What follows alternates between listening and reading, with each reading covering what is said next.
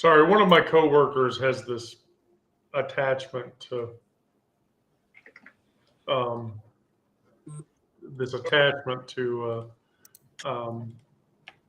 using Discord to communicate, and I think it's hysterical or whatever. So we already have 7 people. Yay! Yay! So the Epstein vote. By the way, I found a trove of after searching a trove of Epstein emails, and so I'll be going through that probably sooner rather than later.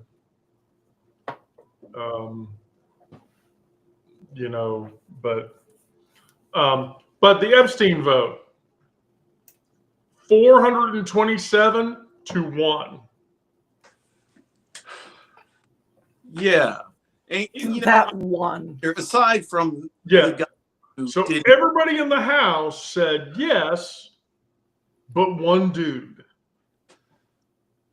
I wonder what made all these Republicans change their mind. No. Oh, Trump. Trump said release the Epstein files. So I wonder what motivation is. What is his motivation? His motivation is that so here's what happened. So he signed the document to say they passed the bill to release them. The Senate unanimously said, yeah, we're going to do this. So Trump ordered the Department of Justice to investigate all of the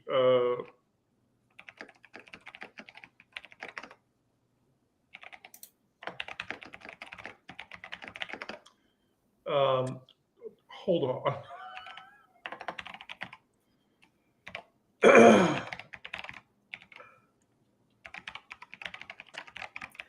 More Discord, huh?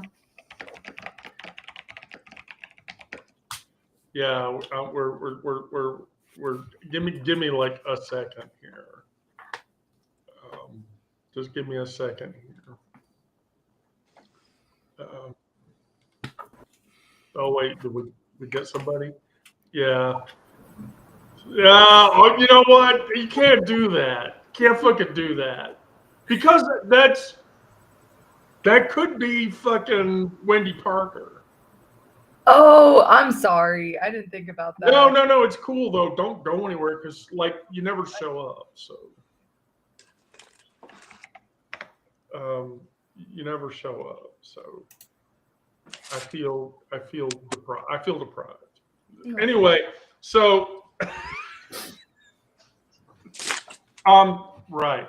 So here's what happened. So the House unanimously voted, except for one asshole, to release the Epstein files. And then the Senate unanimously decided to release it. So went to Trump's desk, Trump signed it. Get this. So Trump asked the Department of Justice to investigate any people who are in the Epstein files. And so here's what happens. Pam Bondi now can say, this is an active investigation. We're not going to release any of the files. That is why he did it. Yeah. Yeah. He's not afraid of what can happen because Pam Bondi. Here's the thing, though. There are so many people that are pissed off about the Epstein bullshit that I don't think that Pam Bondi is going to be able to hold that back. I hope not, and I don't think she will be able to either. Yeah. No. Right. And then two, yeah, so she can say under audit all she wants. Really, I'm trying to erase as much of Donald Trump's name from the files as I can because I'm not going to release the files with Trump's name redacted because it's too obvious who Epstein is talking about. But get this. Trump's name is in so many of the files That's what I was saying. Yeah. That he can't, yeah. And so most of the data that I've sort of read about this or whatever suggests that Epstein had this like megalomaniacal belief about himself that he was the center of this weird web of control that he had control over. Weird web of control that only he had control over. So, but Marjorie Taylor Greene has turned on him. Boebert has turned on him, and they've all turned on Trump over the Epstein file release. But I wonder why they're turning on him. Is it altruistic, or is it just because they're covering their back, watching their constituents, wanting to win races, or like what Marjorie Taylor Greene, what is her ultimate motive? Like her whole thing is protecting women. Now, yeah. She's also trying to satisfy her constituency. I think that's what it is. Because her constituency wanted those files released. Right. And then, too, she's in a catch-22. She's in the middle of a bad game of pickle. Do you remember the game of pickle? That's where one person, there's two people, and there's a dude in the middle, and you're throwing balls back and forth at each other, and the guy in the middle is trying to tag out she's in a game of pickle. And she's stuck in the middle, and she can't really go either way, because when she does, she's going to get fucked up. I saw something that said when she went against Trump, when she went against Trump, that was the first time she needed a security detail. Yes. Yeah. It's kind of amazing. Like within 3 days, she needed a security detail. Yes. But she required a security detail. Yeah. And that's, not good. It's just not good.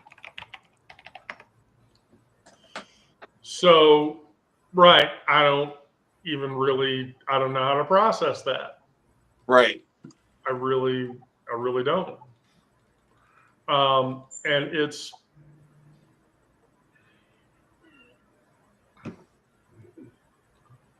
she's laughing. I don't know why the fuck she's laughing, but she's over there laughing at something, and it's driving me up the fucking wall. Did she What are you crop laughing at? You idiot behind the screen.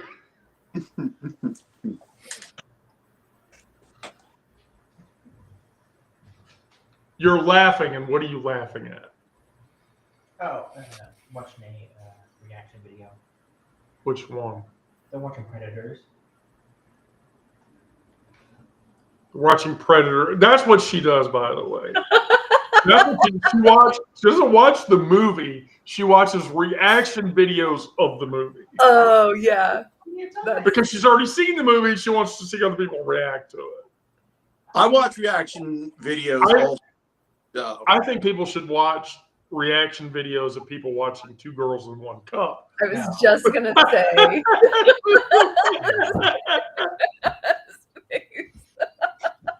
Sarah, have you ever seen Two Girls in One Cup before? No, and I don't intend to. Like that.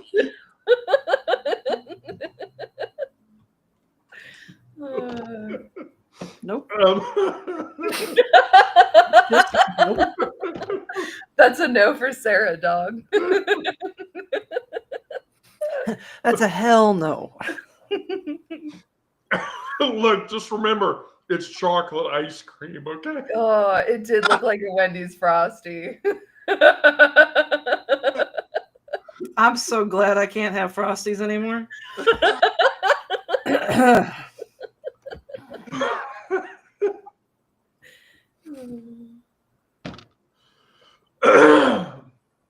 What do you call a black man that flies a plane, by the way? A pilot. A pilot. Nobody fell for it. Sorry. I know, I tried that one before, right? That one, Uh-huh. that one was bad. Well, that was just the Charlie Kirk thing. Is that? Yeah. Oh, right. Yeah.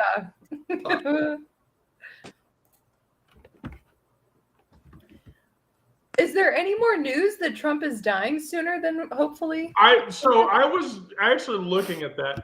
Yeah, his cognitive decline has increased. He's falling asleep in meetings now. Right. But oh wait, you know what? Quiet, Piggy. Quiet. Oh my God. Yeah. What was that? Telling a news person to be quiet and then calling her a piggy Yeah. is perversely disgusting. It is horribly disgusting. Yeah. I mean, I don't even know. It's sort of like I look at that and then I think about that quote from the Ron Burgundy movie where the dude says 60% of the time it works every time.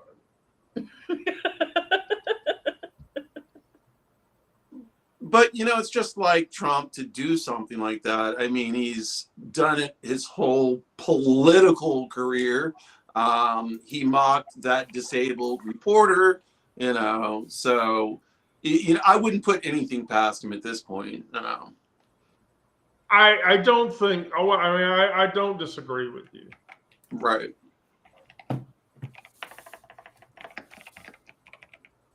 Do you think we would know? Like, would they keep that hidden if something happened to him tonight? Would it wait a while before we found out? Like, yeah, would there be like a span of time before?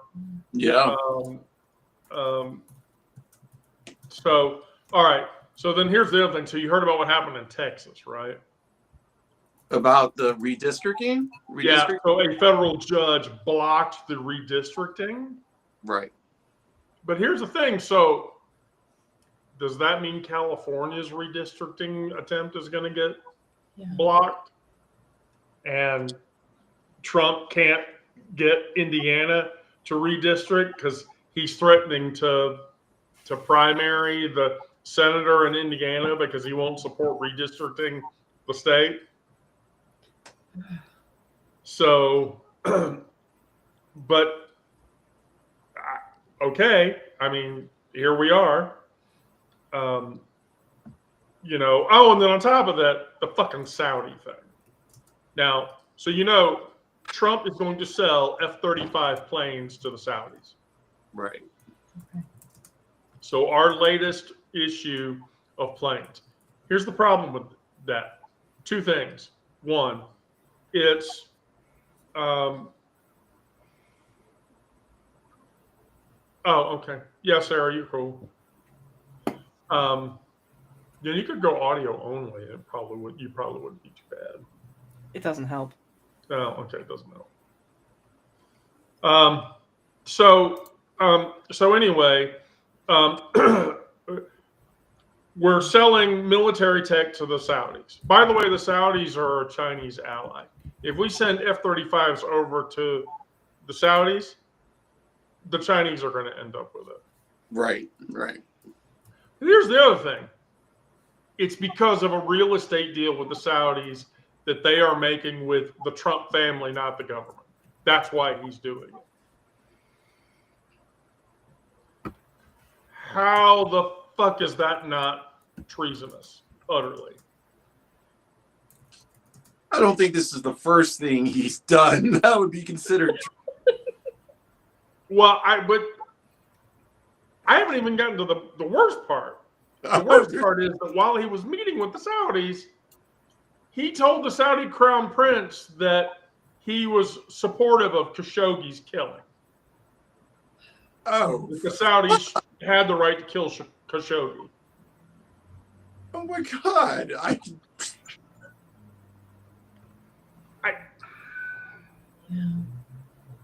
I don't. And then on top of that, Trump is mulling over an executive order to block state AI laws. Why? Yeah. Yeah, exactly. So the order in question would Where did my notes go? The order in question would direct Pam Bondi to establish a task force focused on challenging any state AI measures and seek to restrict some federal funding to states who pass laws that are deemed onerous or blocking AI.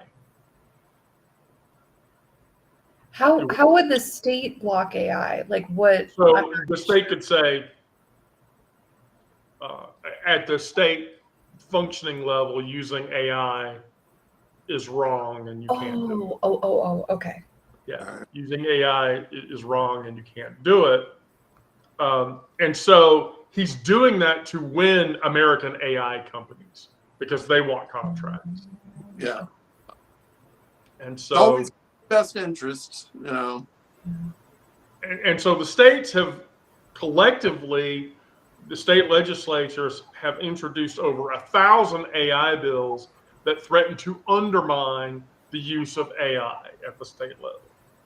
And so now Trump is actively trying to stop that from happening, which is bullshit. Complete bullshit. And so I don't know what kind of weird, fucked up universe, we're in right now. But we're in this weird, fucked up universe. And so the redistricting is off now. I don't think the state. And then Laura Loomer came out and said that the GOP has a Nazi problem.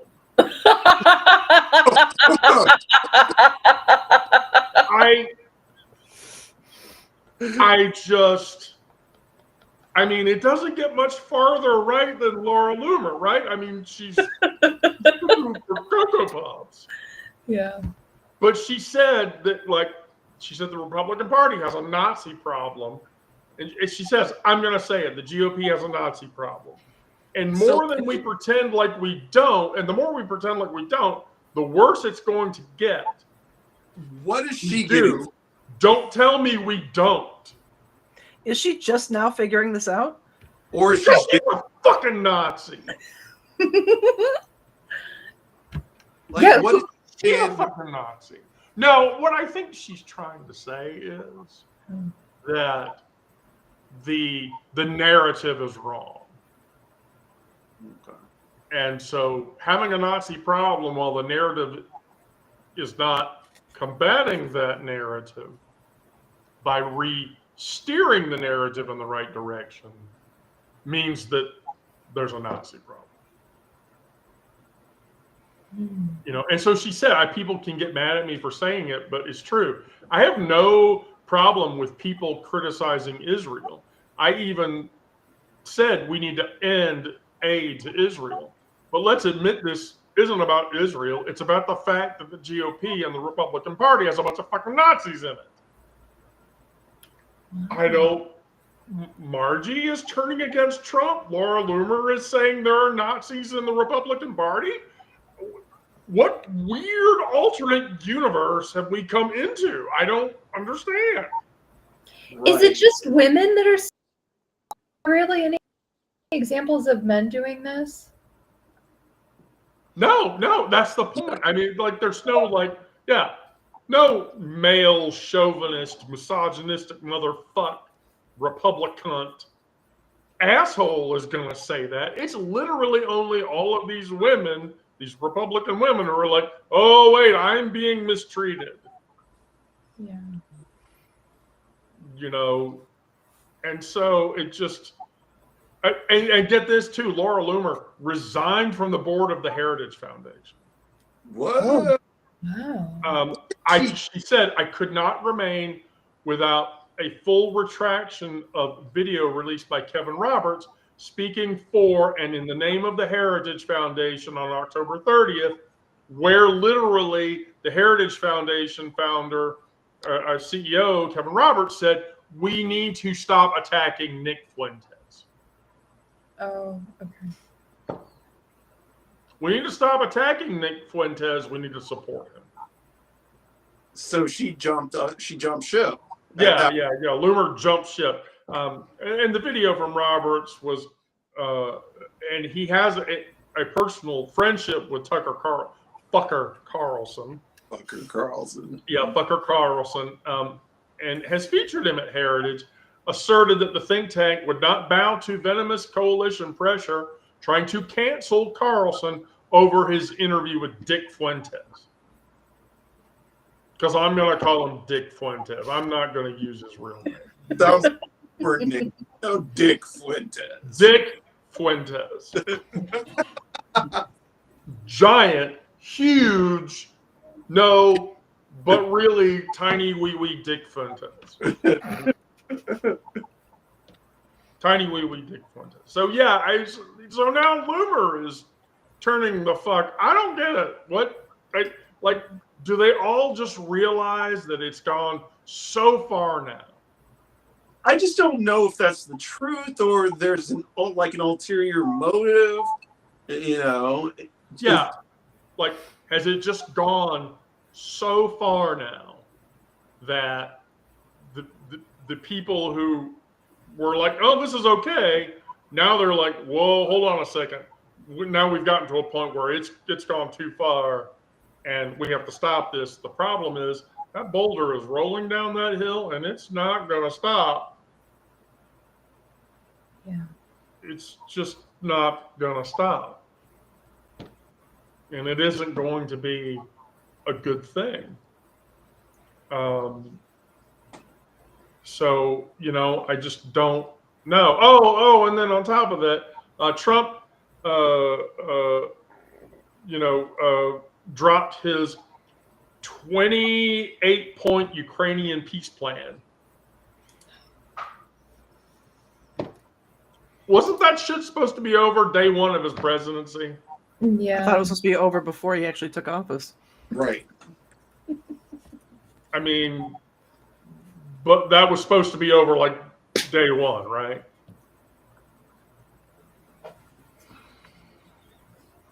Anything good in the peace plan? That's a No. lot of points for someone that can't read.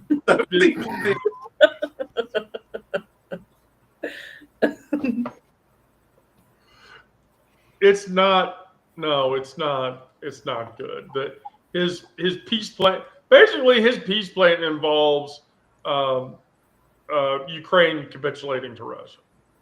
Yeah, Because of course it does. And literally the way it reads, history lesson, it reads like Alsace-Lorraine. So 1938 Munich. Let's give Hitler like the two little pieces of land that Hitler wants, and then Hitler will stop trying to take over all of Europe and conquer the world. That fucking happen? No. No. Give a mouse a cookie. Yeah. that's rude to mice. I mean, it's rude to the book, but yeah. Sorry. Sarah, you're just saying that because, I finally proved to everybody that Hitler had a micro penis. Okay. Because How many people lived in Germany during Hitler's reign of terror? The pre-war, I can tell you that.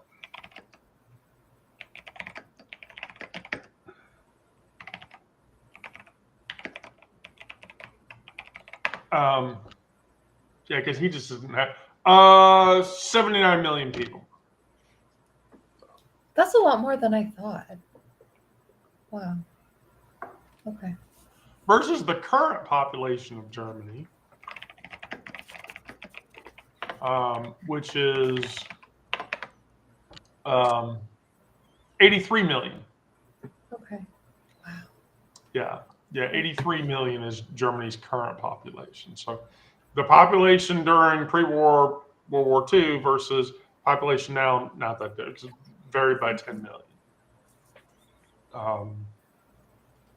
Which is just, I don't even know. So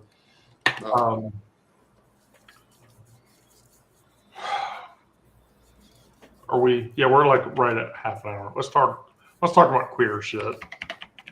Yeah. Yeah, let's talk about queer shit.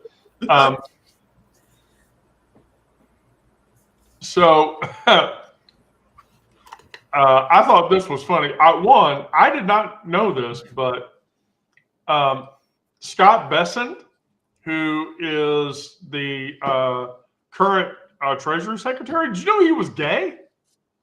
No, I didn't know there was anybody gay in the cabinet. Yeah.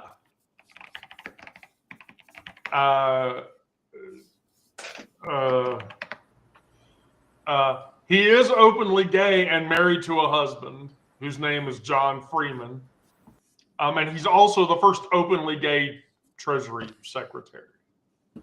Is he Republican? Yes. And So he's a log cabin Republican, best. okay. Well, here's what's funny. Trump has come out and said, I'll be honest, I'd like to fire his ass. That does not surprise me. I would like to. Literally, he said, I would love to fire his ass. He should be fired. The only thing Scott Bessent is blowing it on is the Fed. He's blowing the Fed. The rates are too high, Scott, and if you don't get it fixed fast, I'm going to fire your ass. Here's the thing. Anybody he tries to put in that seat, at this point, there's no way the Senate is going to approve that person. They're just, no, it won't happen.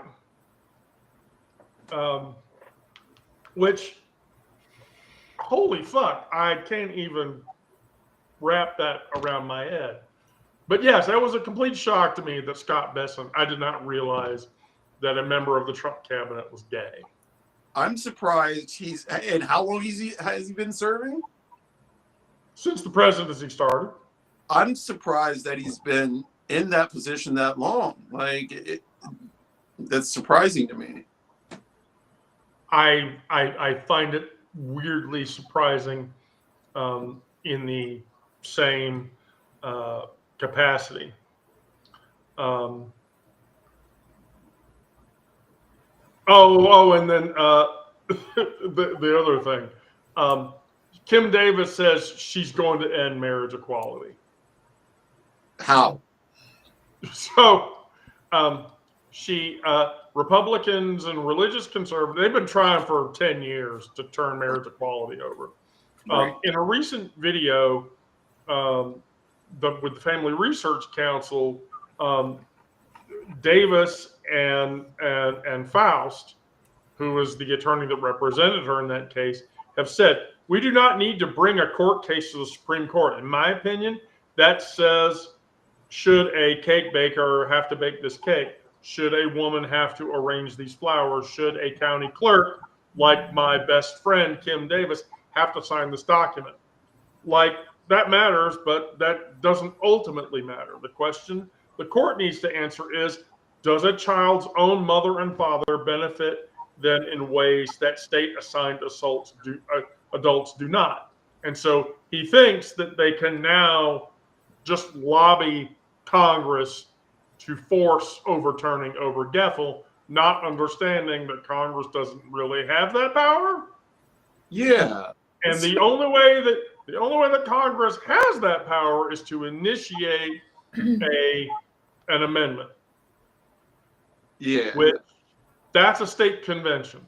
And you know how that works out? 3/4 of the states have to agree. That's not going to happen. That's just not going to happen. No. But Kim Davis is living on this weird Martian planet that says she can still, even after the Supreme Court said, sit the fuck down, that she can fight marriage equality and end marriage equality. Honestly, I think it's because she doesn't want to pay the fine, and that's it. Oh, yeah. No, At this point, no, I think she has to pay the fine. I mean, we're past that. That's done. She has to file bankruptcy, and that's over with. Wow. Okay. So then this is her V for vendetta. This is her vendetta. This is her life's work, as it were, to bring down the gays.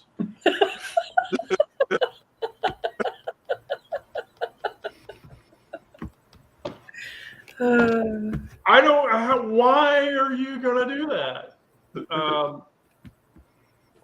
Oh, by the way, so the piggy comment or whatever, the quiet piggy quiet. Trump has since demanded that ABC lose its broadcasting license because the reporter that asked him that question, that he then told to be quiet, piggy, did not ask him about Epstein nicely. Oh, poor Nicely. And so she said, why wait for Congress to release the Epstein files? Why not just do it now? And his reply was, it's not the question that I mind, it's your attitude. I think you're a terrible reporter.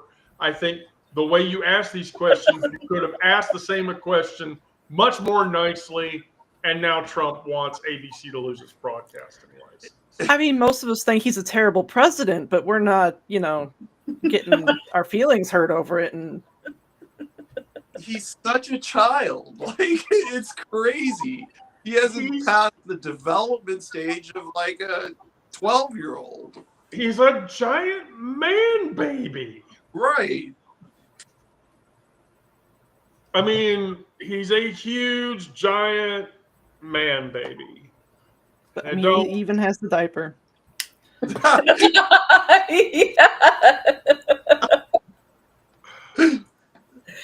Yeah, can we talk about how he managed through that whole like state dinner, whatever? Like, did they spray him with like Febreze? I mean, there's no way he was there ain't enough Febreze on this planet. I know. So everyone was just like eating their food while smelling shit. Oh.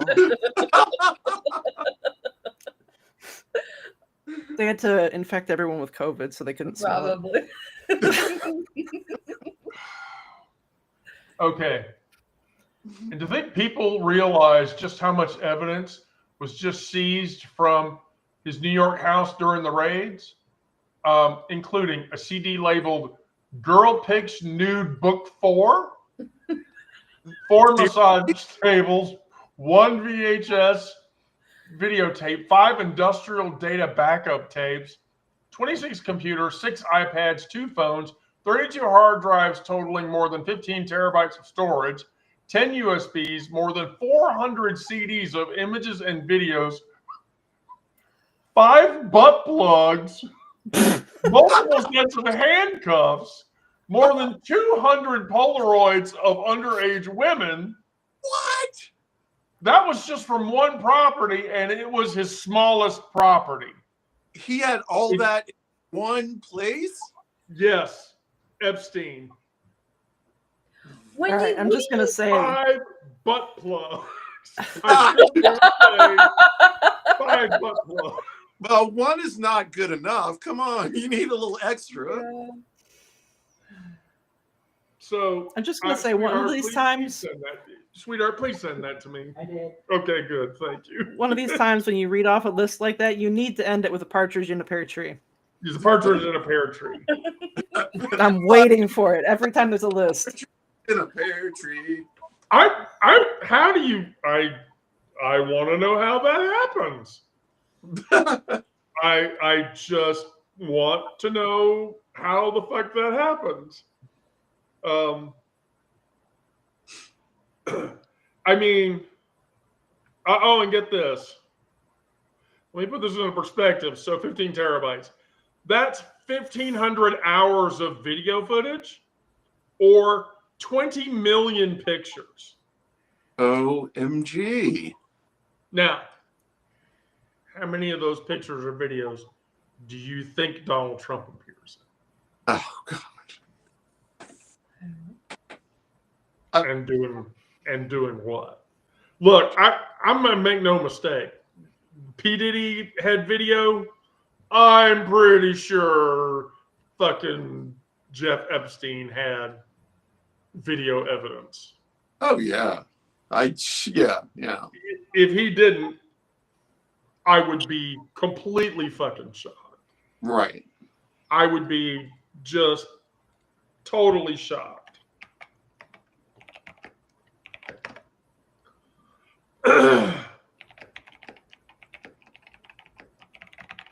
It is kind of ethically fascinating. Like we're at a place where we're demanding the release of these things, knowing that it's mostly like child pornography.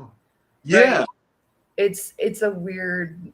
I don't know. The thing about that shitty guy that was like, no, we shouldn't release him. Like he's using that argument to do it, and it's like you don't actually believe that. If you cared about the welfare of children, you wouldn't be interested in cutting SNAP benefits and programs for, you know what I mean? So it's like, it's not a real argument. But when I read it, I was like, fuck, like that's a really good point. Like we're, you know what I mean? Like these, I don't know. It's a weird shitty spot to be in where it's like, I feel like the only way this is going to get to people, like when you say child pornography, people have an idea. But when you see how these men treated these young girls, it's like, I mean, I don't know how you would even, it would make you sick if you had any like sense of humanity about you. But it's like, I don't know that I don't know. It's a weird, shitty spot to be in where it's like, I guess people have to understand what these men were doing to these girls to actually give a shit about what we're talking about. Yeah, like to have to see it, and that's sad, to that we're going to release all this so people can actually believe when everybody already knows. I don't know that all this needs to be released to the public, that's just way too much trauma. I don't know. Yeah, so I have a thing about that.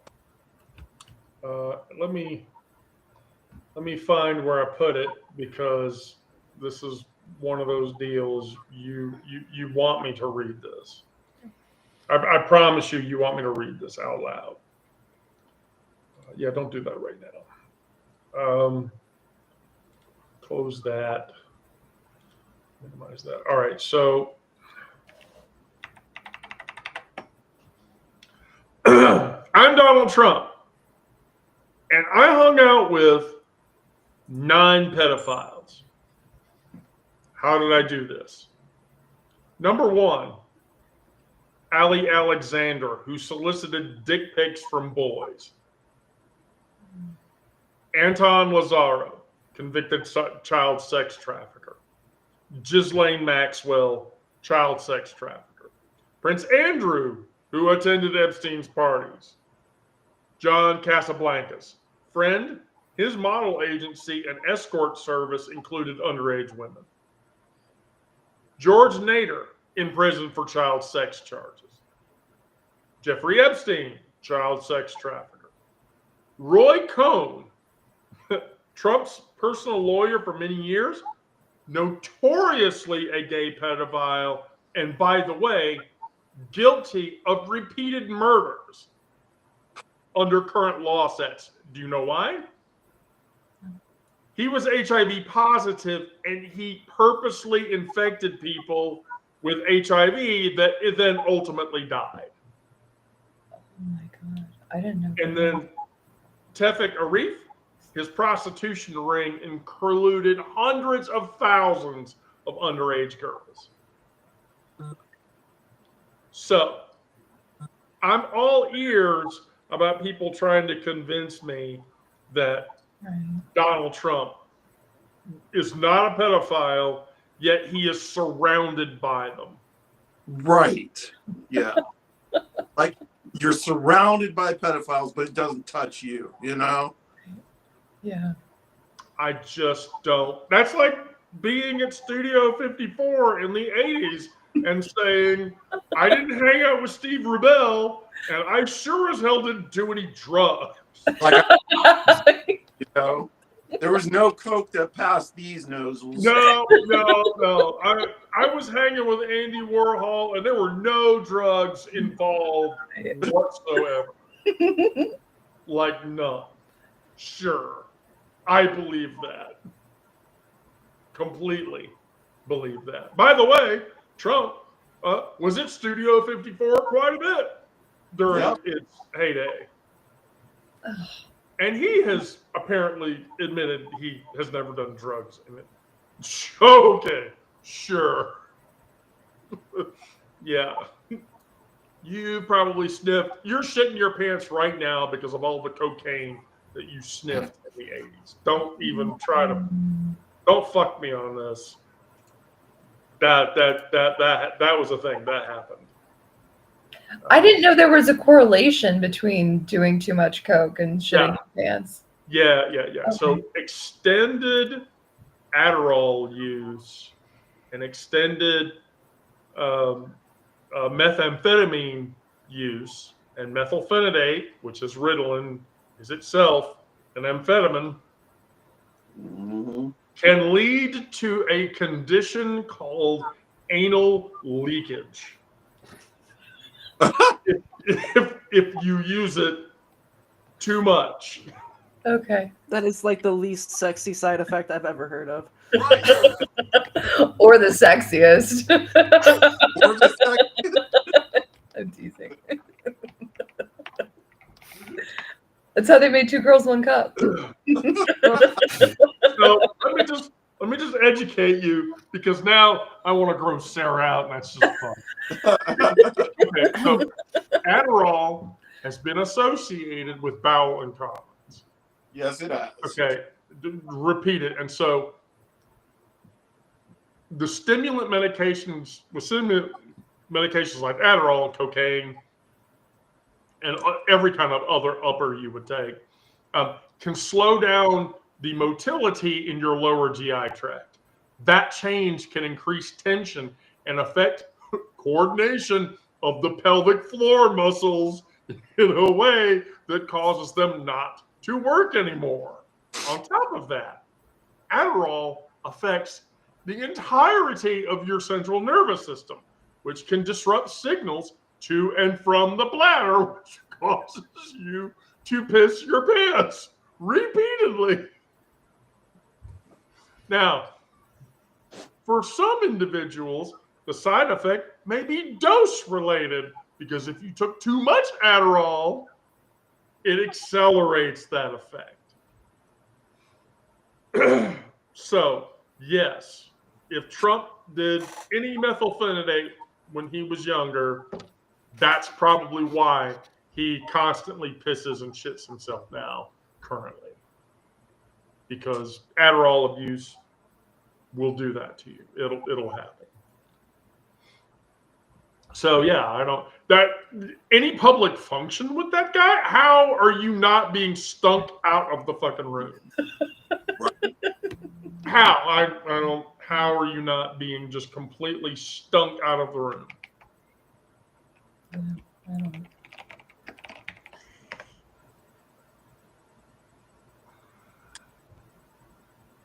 I don't know. I'm still trying to figure out what you were trying to gross me out with.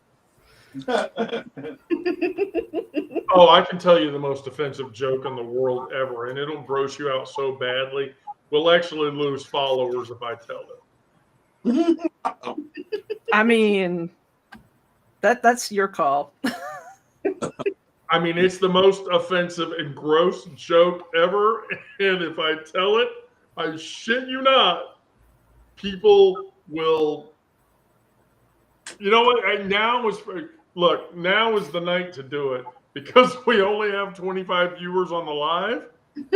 Tonight is the night to tell that joke. It is the most perversely disgusting joke ever. If I do it. And if I do it, I will break your mom. Your mom will completely break. She'll fall off of the live and we won't see her. No, I'm sticking around. I mean, I have people from the chat. I'm willing to tell the joke, but the joke is perversely disgusting. Is it your version of the Aristocrats? No, okay.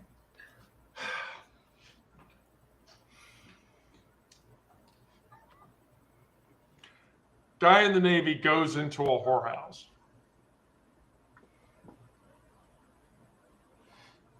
And he's on leave.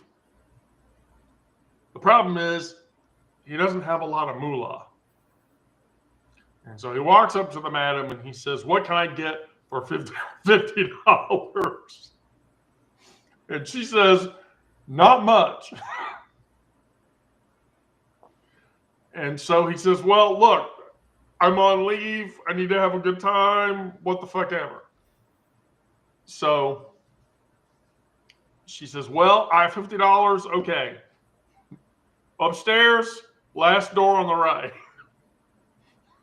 He goes up there, opens the door, and she's like 75. But he's like, "Okay." $50 is $50. I paid $50. I have to do this. And so they go to do the deed, and he can't get in there. That's like dry or whatever. And she's like, "Oh, hold on a second." And she rolls over and she fiddles around, and then she rolls back. But he goes back to do the deed, and he's like, "Oh, that's great.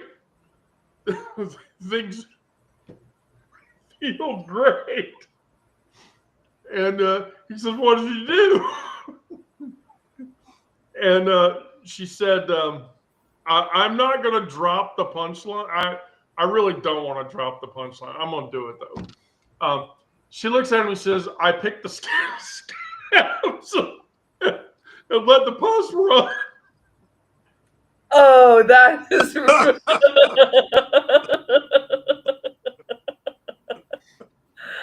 Oh, that is a visual.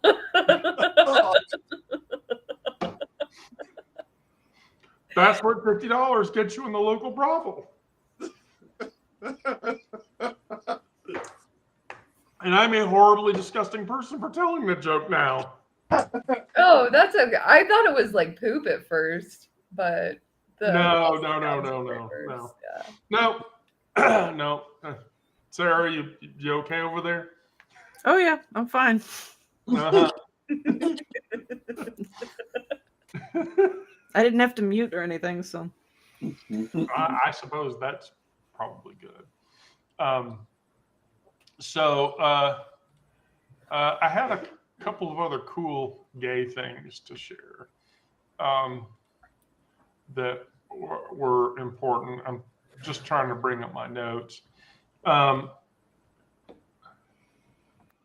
The producer for Trump's Attorney General nominee.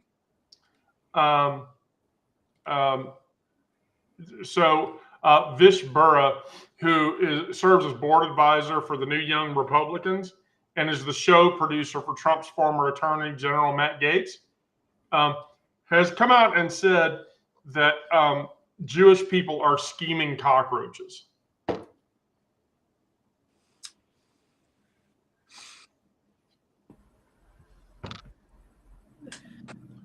I thought we were past this bullshit of attacking people from other religions. Right. Because I mean, blaming gender ideology on all of their fucking problems, I thought we were done with that. There's some things they'll never grow out of. Yeah. I thought we were over that. Always a fallback. That's yeah, right. I mean, that's the fallback behavior or whatever. yeah. Mm-hmm.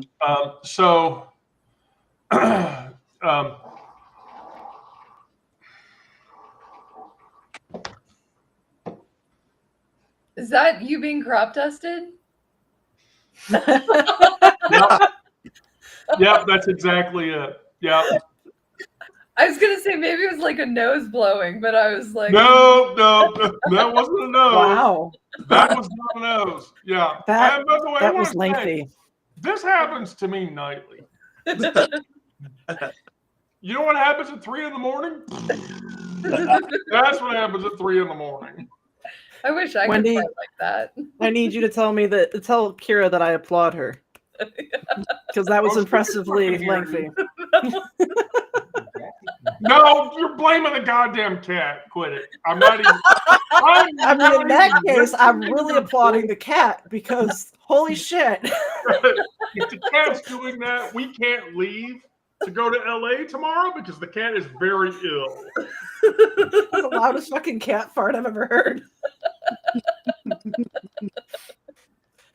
She does this thinking I can mute the microphone in time, and I can't fucking do that.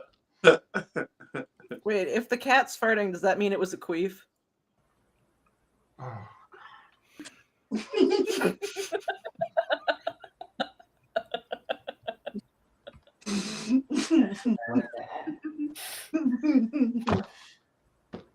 I can't keep a straight face. Oh, that's right. I'm trans. I don't have straight faces anymore. How the fuck did we get here?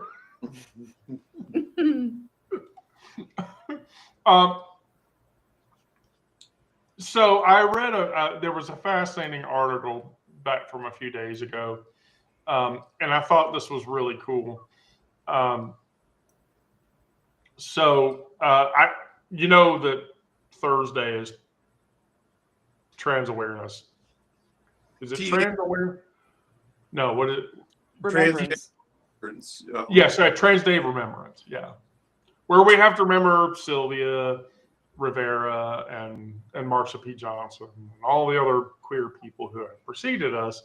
I have a great story about TDR scheduled for tomorrow.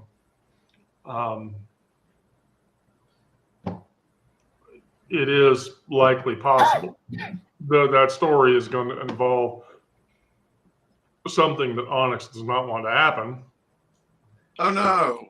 Oh no! Oh no! Why? Why does that? Never mind. But I may just hold off on that. But I figure it's going to happen sometime sooner or later. So that part of Bubba's presence in the bar represents me trying to compartmentalize stories about him that were experiences I had when we were younger. And part of that is letting him go, which I never let him go the way that I should have. There were people from that time, my friend Michael and my friend Karen, they were siblings. They both died within a year of each other. And they died from self-inflicted unaliving. In Bubba's case, it was just because he was so big. And by the time he got into his late 20s, he was well above 500 pounds. And so, if you read the queer space stories, Bubba that's a very difficult subject for me. And so I never dealt with that loss. I don't think I ever really dealt with Karen or Michael's loss either. And I've thought about actually writing a set of characters into the bar that would be them. The problem is, if I did that, to really deal with that, they would have to leave permanently. And it's I'll just say this. So the last 3 mountain stories, which are the last 3 stories that I wrote, those were very difficult to write. And they were very painful to write. And I'm still waiting for Remy to rear his head and find out that I've written him as a gay coded character, and I'm waiting for him to give me shit about it. It hadn't happened yet. Oh, Remy is not gay? Oh no, the real Remy he's not gay. He's probably pan. Okay. He never made it any secret that he would date anything with two legs and fuck anything with two legs. Yes. When we were in college. And so, but the thing about Bubba, the reason that I always thought that Bubba was gay was because Bubba never dated anybody. And he had girls like all over him all the fucking time, and he was just bulletproof to it. He just never, and so I don't know. I'll say this: Renee and Soraya and I and my friend Charlie, we would all be sitting on the deck at this bar we would go to on the weekends after our fighting comps were over. And I remember Renee saying back then, I think Bubba's gay. And I'm like, you can't say that because you don't know. This was the early 90s. You didn't just say people were gay. Of course, Renee was telling me at the same time, Wendy, you're fucking gay and you just don't get it. And so, when I told her many years later, when I told her that I was trans or whatever, Renee was like, oh, yeah, I figured that shit out like the time before the time that we talked or whatever. You're not gay, you're trans. I just didn't say shit to you about it because I realized that had to have been something that you would have had to figure out on your own. Well, aren't you gay and trans? Yeah, I'm very, very sapphically inclined. Okay. But by identification, I would say that I am pan in orientation. Okay. So am I. Pan for the win. Yeah, I'm pan in orientation. Miranda is the one who identifies as bi in her attempt to not have bisexual erasure or whatever, because I completely agree. There should not be bisexual erasure. But you're right. No, there shouldn't be. There just should not be. But from my perspective, I'm very demi and I'm very sapio. And so the thing for me is not the person's gender that requires me to be attracted to the person. I have to have an emotional attachment, and then they have to be intelligent. And if they're not intelligent, then I can't have an emotional connection with that person. And as a result, I can't have a burgeoning sexual relationship. It's kind of funny because me and Egg were talking about the same thing. We both agree we have to, first of all, get to know somebody really well to have an attachment to them. And then on top of that, the whole sapiosexual thing comes in, or sapio-romantic, where, if they're not intelligent, it just doesn't work. If they're not on my level, it's just not going to work. So, yeah, going back to the original discussion, though, the experience that Bubba experiences in the very first of the mountain stories, which is the story, When Mountains Fall. That's exactly what it was like for us. Broke my heart. Yeah. Yeah. That was exactly what it was like for us. Only the end of that story, you get the sense that he's still alive. In actuality, he didn't make it. Ugh. And all of us were there. And too, I thought about writing about this, but I'll take some feedback. Every one of us from that era of time had our own problems. With Renee, it was always she was trying to find love, and the only thing that she could find is other married women that would go to bed with her. With Renee's sister Soraya, it was about how big her muscles could be. She just was one of those obsessive bodybuilder types. Bubba was depressed, and it was his weight.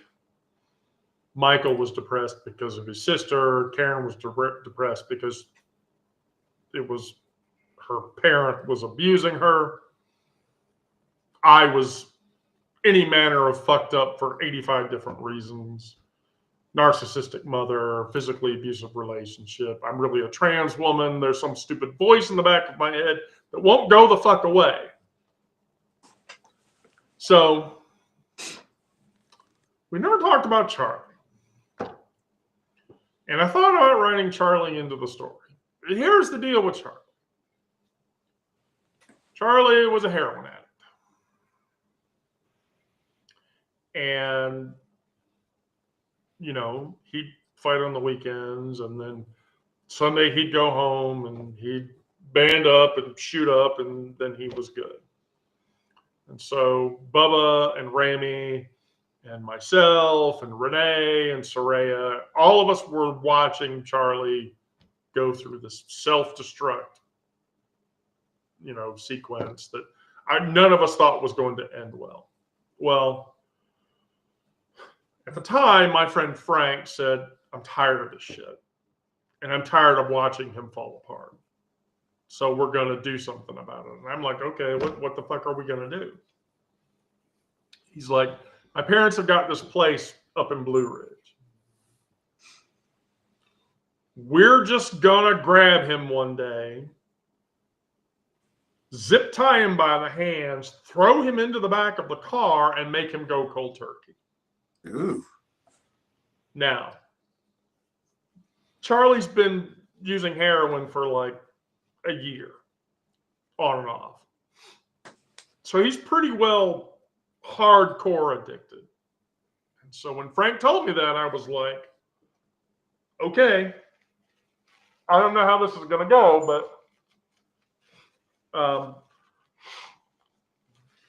sure, like, why not? I was 23. I didn't give a fuck. I just didn't care. So got the truck, threw Charlie in the back, drove up to Blue Ridge, and we were there all weekend. Now, have you ever seen a heroin addict go cold turkey before? Not pretty. Okay. It's a very disgusting experience. Yeah. No. There's a few things that happened that weekend. I cracked 3 ribs. I had my nose broken. I had one of my shoulders dislocated. Him trying to get out of the cabin to go and get a fix. Bubba took 2 cracked ribs and a busted collarbone. Frank got his nose broken, lost 2 teeth, had his jaw broken. It was a rough fucking weekend. And it was not pretty. No. It was just not pretty at all. And so, licking our wounds after the weekend, we managed to make Charlie go cold turkey. And then got him into a rehab program. Got out of rehab like 2 months later. And then I want to say maybe 12 or 14 days after that, he overdosed and killed himself. Yep. And so, somebody asked me recently, I'm going to read you the text message.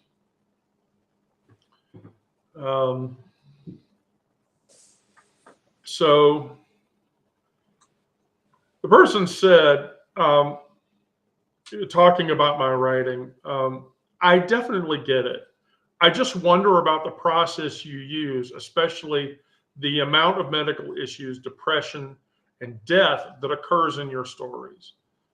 But that's your choice and your decision, of course, and I understand that. And I said, there's a reason for that. there are a lot of things that I am not afraid of. As a person with advanced physical abuse history from my mother, there's not a lot of things that I'm afraid of. But one of the things that I am afraid of is death. Death is a fear. And I've had too much death and too much loss in my life, and enough death and enough loss that has brought me to the brink of wanting to unalive myself, and often because of it. And so, you know,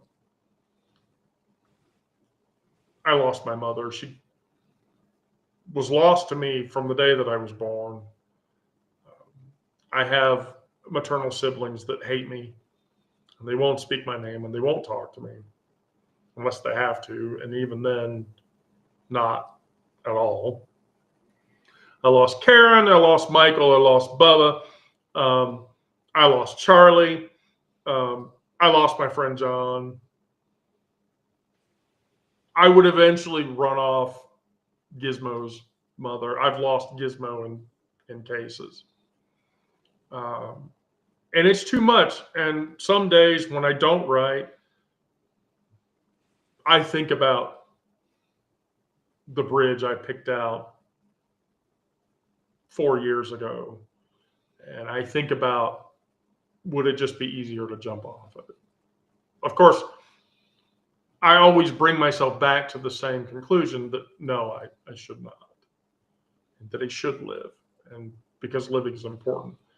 But that fear still exists. And so the person responds and says, I understand. I just feel there is a difference in facing your fears and being desensitized and overwhelming oneself when you have such anxiety and depression over these experiences. But if it helps you, then that is up to you. But I will tell you, when I read your stories, it definitely stresses me out. And I said, you know, what you suggest may be true. And so, yeah, so that's why I write the queer space stories. You write to me almost like you have to, like it is like you have to get it out. Like you said, you have to get it out or it's going to consume you. And that's what it sounds like to me. And every time I've read, especially The Safety of a Queer Space, that's the feeling and the sense I get, is that you're writing so that it doesn't consume you. Yes. I consider the writing that I do to be therapy. Because I'm trying to put something in a box that I should have put into a box a long time ago. By the way, I've not yet told anybody this yet, but the character of Gus in the story, he's young and he's very energetic, but he's curious and he doesn't kind of understand the queer spectrum, and he grew up in a country space and yada, yada, yada. People have asked me who the inspiration for Gus was. And you're going to laugh at me when I tell you this, but Gus was my corgi. My field corgi. And so I put him down when he was 17. That hurt too, by the way, because yeah, smaller dogs live longer. It makes it much harder to let them go. Mm-hmm. But yeah, writing Gus as a young, energetic, gay guy in the bar was me trying to compartmentalize that loss because, you know, I loved that dog very much. I became a cat person after that because I said to myself, I don't think I can own a dog again, or at least not for a very long time, because I got too attached to him. I just got way too attached to him. So, yeah, my fictional stories at the end of the day are very. I'll read you another text message. So,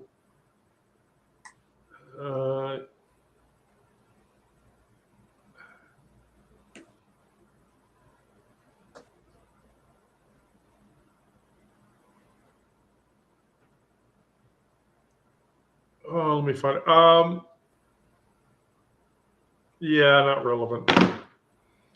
My first paying subscriber has read like nearly every queer space story, and her admonition, because she's a published author, she told me, she said, Wendy, you need to do a collection and publish that.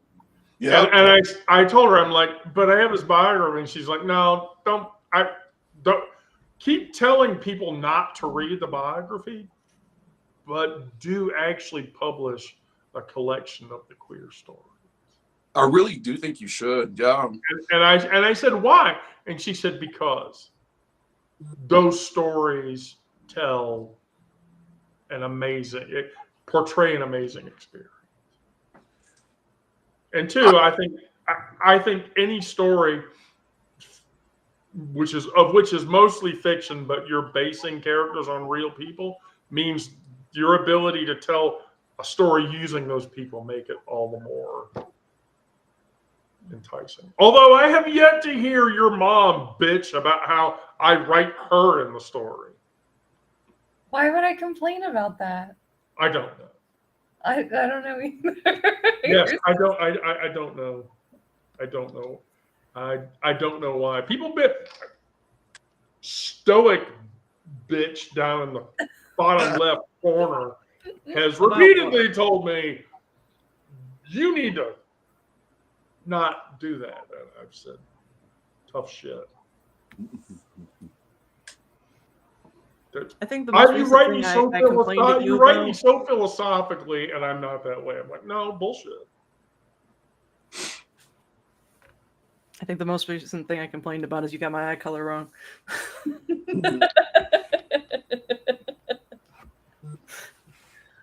You just wait until Renee drags your ass out into the alleyway and beats the shit out of you, and we'll just see how that, we'll see how that goes. Are they gonna make out afterwards? Wouldn't be the first time I had my nose broke. Well, that's the thing. That's the thing about Renee, though. Renee was, she and I would get into it. She wasn't afraid to hit me in the face.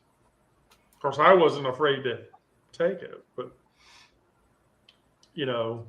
she was that girl that walks up and slugs you in the side of the arm and goes, yeah. And it's like,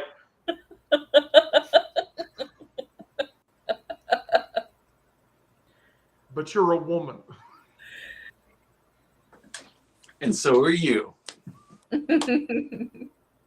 I asked her once, I said, do you see me differently now as a trans woman? And Renee was like, no. That's great. No. I don't. And here's why. I said, why? And she said, because that means you're the quiet person that you were when you were in your young 20s, or it's the same person you are now. And that's the person I knew. Whether I thought that person was gay or trans or queer or whatever, it didn't matter. And I told her, I said, really? She said, yeah. She said, yeah. You're just now more aligned with the person that I knew that you were back then. But I could sit there and tell you day after day after day after day after day that you were gay, and you'd never believe me. Yeah, had that happen to me. you get told that enough. I mean, eventually you sort of have to. That's Own why I started having those conversations in my head, And then I had, before I came out as a trans person, I had a relationship with a woman, and that relationship ended horribly. But that was the relationship that convinced me that, yeah, I'm a trans person and I have to deal with this. And so, versus not listening to the stupid voice in the back of my head that was telling me, and so that's why you know what, here we go. I'm going to regret this, but I'm going to do it anyway. Because I'm going to spoil a bunch of shit for people by doing this. Mhm. But I'm going to read something. So sometimes in dreams that feel a lot more like memories, I see him, that terrified boy with scraped knees and a soul too heavy for his small frame, bearing weight that would crush an adult. And he's on the floor, knuckles white against clasped hands, lips moving in a desperate prayer to whatever deity who would never answer, who never seemed to hear his cries. Tears cutting tracks through dirt on his face, body trembling with the aftershocks of his mother's abuse, muscles spasming with the memory of impact. Blood from his split lip dripping onto a linoleum floor like a sacrificial offering, pooling in the grout lines like some twisted communal event. Please, he begs, voice raw and broken, scraped of bare everything but desperate need. Just make it stop. The weight of that wrongness crushing his chest until each breath feels stolen and borrowed from someone who deserves it way more than he does. But now, when these memories claw their way to the surface, something else follows behind it. A vision that heals as much as the memory wounds. A balm spread across over burns that never quite stop stinging. I see her, the girl who should have been, who was always waiting beneath the surface, playing with dandelion crowns in sunlight that catches her hair like spun gold, weaving flowers with small fingers that move about without fear. Her laughter, so pure, it makes my own chest ache with longing for what was stolen, echoes across decades of suffering like a bell that refuses to be silenced. Small hands working with focused joy, not flinching at sudden movements, shoulders relaxed and unburdened by the weight of being wrong. She wears a blue dress that spins in perfect circles when she swirls, face tilted towards the sky, unafraid of what might come crashing down, open to the possibility of braced for pain. This is who she was meant to be all along. Joyful, authentic, and whole. Not broken and bent into shapes that never fit, not drowning in whiskey to silence her voice, and not hiding behind bruises and bloodshed knuckles. And in those moments, I reach across time and I touch her, and I tell her, we make it. We survive those storms. We find our way home, and although the path cuts us into ribbons, leaves scars that will never heal, reopens wounds that we thought were closed, she will eventually breathe free air, speak her true name, and find people who love her not despite her truth, but because of it, who see her and recognize her as something real. The boy's prayers, they were answered all along, not by an absent God, but by her own stubborn refusal to die before she could live. with determination to survive long enough to become who she was and who she was always meant to be. And so when people ask me about how I got here, I just send them those 3 paragraphs. And then they read them and they go, okay, I get it. That's why I tell everybody, don't read the bio, just read the last 3 paragraphs. You don't need to read the rest.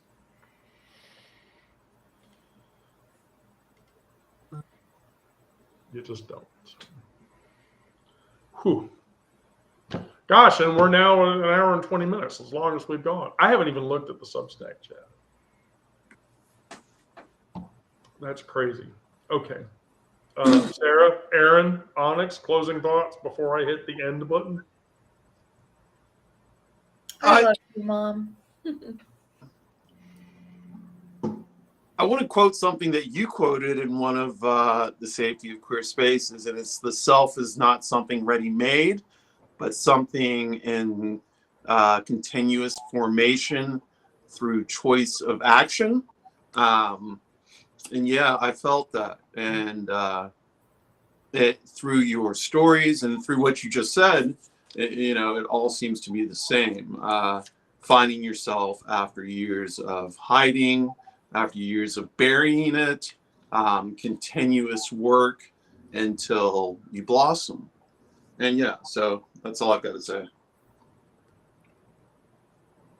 The wound is the place where the light enters.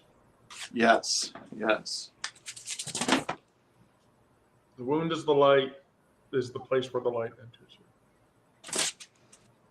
you. I think that is crucial. Okay. Ladies, gentle person, thank you. Thank you, everybody in the Substack chat. Sorry we went long. I got emotional. It happens. We're going to do Trauma Live tomorrow at 1. Yes, indeed. Onyx has a topic, and Brandon and hopefully Miranda will be, because I become worried that Miranda's going to break the band up, and I don't want that to happen. By the way, Onyx, I have to ask, is that Pokemon going on behind you on the wall? This That's a right here. mirror. That's us. Where? Right here? Yes. Oh, is that us talking? That is actually Egg's face in a cat suit. So my wife's face in a cat suit, yeah, and she's just walking down the fields. Yeah, it's not a Pokemon. Okay. I'm not judging. I'm not judging. It's just Yeah. No. I had to ask. All right. Well, thank you all. Thank you. I love Safe all of you. travels Be tomorrow. safe out there. Do good things. Next time around.